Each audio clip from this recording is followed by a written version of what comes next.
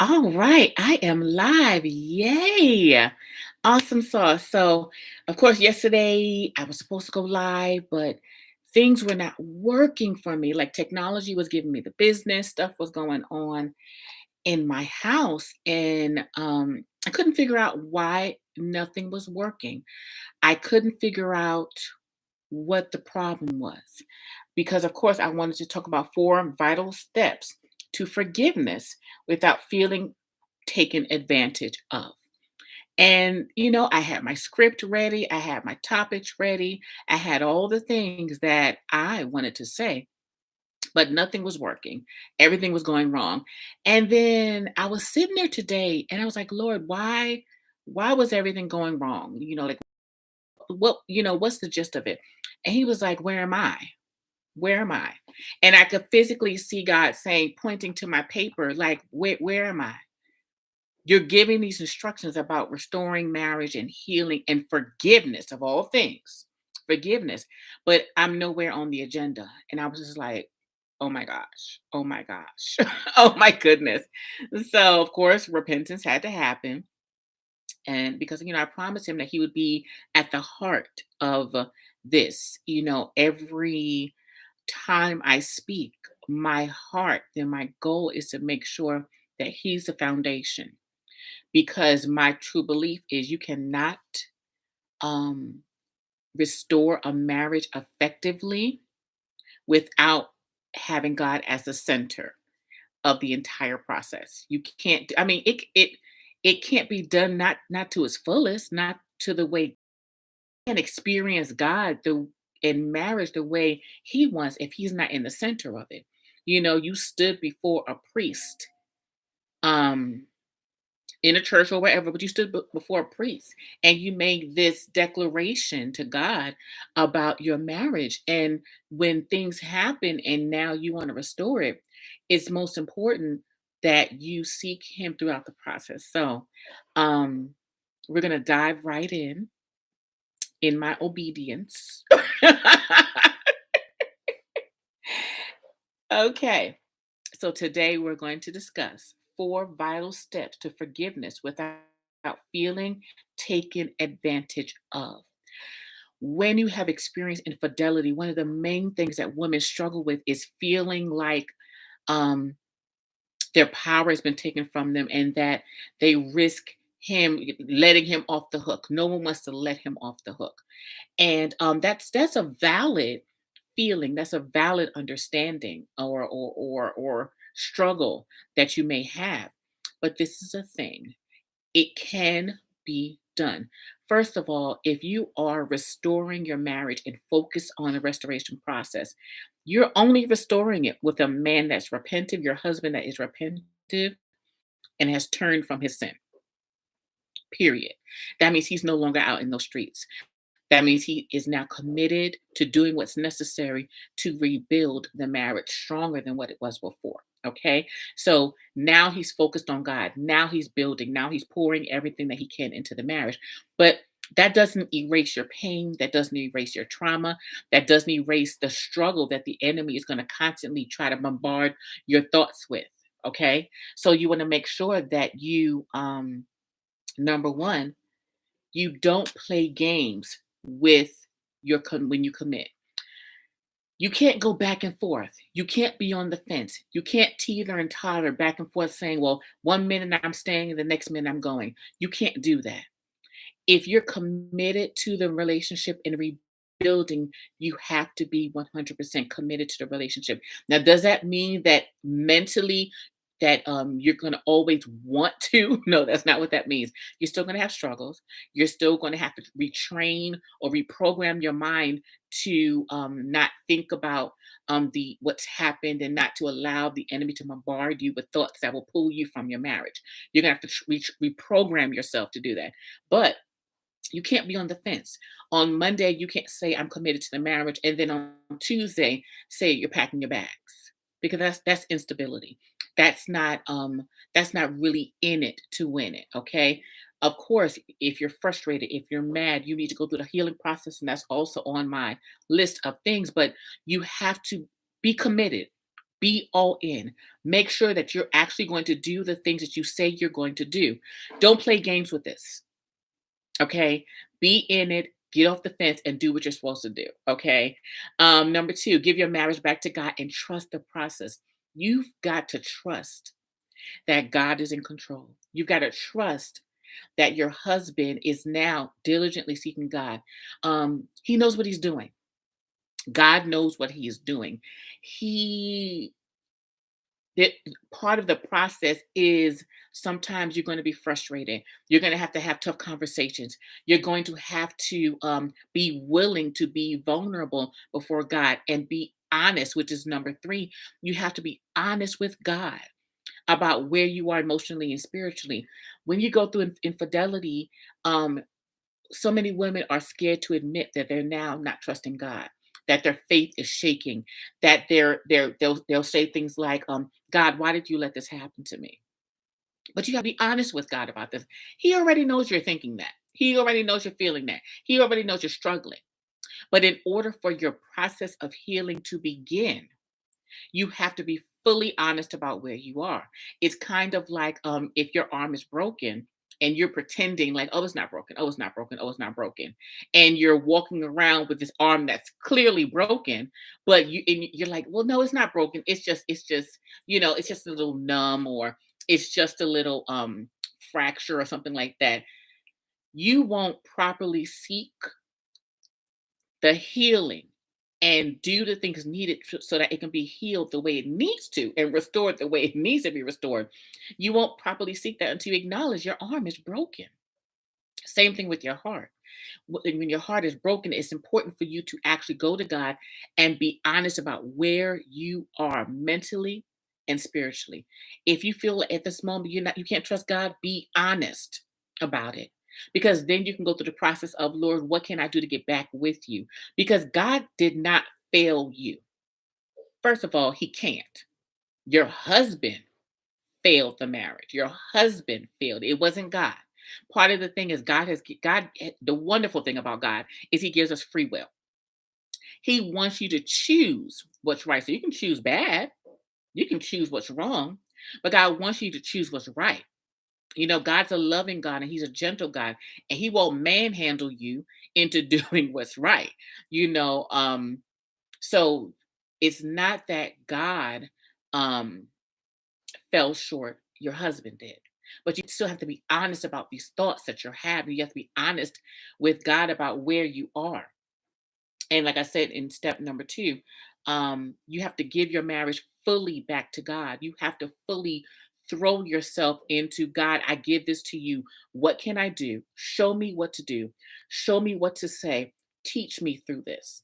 You have to rely on Him 100% to give you total guidance to restore and rebuild. Okay? Because if not, you risk rebuilding out of fear and trying to overcompensate for what's happened, meaning you're trying to control and manipulate every step, um checking his phone, doing a whole lot of things that are probably God's job or a professional's job. Okay, so give your marriage back to God fully. Trust the process. Trust that God, when you surrender, because of the best marriage you can have is where two people are surrendered to God, period. Because when you're surrendered to God, you're going to obey, you're going to do what you're supposed to do. So, don't play games with this. Give your marriage to God. Be honest with God about where you are. And four, be intentional about your healing process. One of the worst things I've ever heard someone say is time heals all wounds. It does not. Time does not heal anything. Anything. Okay. Um, it will be disjointed. It won't heal properly. It make it an infection. You have a sore. These are the things that'll happen. You will Resentment will build, bitterness will build, um, anger. You'll be consumed with anger, grief, depression. You have to be intentional about making sure that you are going through the healing process, not ignoring what was done to you, because that's another avenue that women sometimes take. They just suppress all of their feelings and act like nothing has happened. No, you need to address what's happened. You need to get help. You need to work with a trained professional that specializes in infidelity recovery. You need someone who knows how to handle the moments when you want to leave again, those moments when you're struggling with the toxic thoughts, how to eliminate those toxic thoughts. You need someone faith based. And there's a lot of professionals out there that don't mix coaching, counseling, therapy with God. But if you are a believer, you need someone that incorporates biblical principles with realistic and real world strategies, realistic proven strategies that you can use while you to help you accelerate your healing and restore your marriage. It's necessary. I mean, because a someone who's not faith based, they'll give you all the strategies. But the spiritual aspect of it, the prayers that you should be saying, the scriptures you should be reciting, the memory verses, the connection with God that you need for guidance. They're not going to train you or teach you how to do that. So you need someone faith based. You need someone that specializes in fidelity recovery, and you need someone that's going to hold your hand through the process. Um, Basically, the process of infidelity recovery when you're restoring your marriage, it can take up to 2 years. It could take up to 2 years of you building and being intentional, not 2 years of I'm just staying in the marriage. It's 2 years of you being intentional about building and pouring into the marriage. And lastly, you need to forgive. It's an instruction that God gave us. In order for you to heal, you have to release the pain. Forgiveness is not for your husband. There's a difference between forgiveness and reconciliation. Reconciliation is where you're building the marriage. Forgiveness is where you're releasing the weight or the burden of what was done to you. You're releasing it off of you and you're giving it to God. That's what forgiveness is. You're no longer carrying the weight of the sin and shame of what was done to you, because we'll make the mistake of carrying it, and now that's part of who we are, but it's not a part of who you are. That what was done to you does not define you. What was done to you is not who you are. So forgiveness is for you. You deserve to be free. You deserve to be free from the shame and the guilt, and because you've done nothing wrong. You've done nothing wrong. So, especially as ambitious women, as strong women, will sometimes, because we're so goal oriented, and we have the plan, we have the process, we're doing all the things. So when this happens, it's like, well, what could I have done? And it's not about you. Okay. Also with the rebuilding trust, the only thing that you need to be doing in the process of rebuilding trust is being open to seeing the transformation and the change in your husband. And that's you'll be able to do that because of the healing that you've experienced. Okay. If you are serious about healing, if you're serious about accelerating your inner healing, um, so that you can confidently restore your marriage, if you're serious about annihilating the toxic memories of what was done to you, then you definitely want to click the link in my bio or the description and apply for my group coaching program. We focus on helping you eliminate the toxic memories, um, so that you can confidently, heal. We help you to control your anger so that you can have those tough conversations and resolve conflict more effectively with your husband.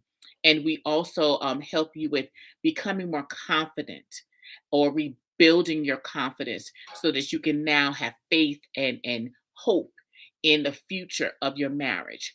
Um, you want to go ahead and go to connectingloveandmarriage.com/what's new, or click the link in the description or in my bio. I'm all over the place. There's a link somewhere. Go ahead and click it and apply, because I'd love to chat with you and to see if you're a good fit for the program, to see if your situation is something that I can help you with. Okay. So in case you don't know, I'm Arrettres Hollins, the founder of Connecting Love and Marriage. Um, I specialize in helping women accelerate their inner healing from infidelity, so they can so they can experience peace, constant peace, and confidently restore their marriage. Um, I would love to help you, and I know if you implement the 4 steps here, I truly believe that marriage cannot be restored and thrive and be healthy without allowing God to be 100% in the midst of it. He has to be in the middle of it.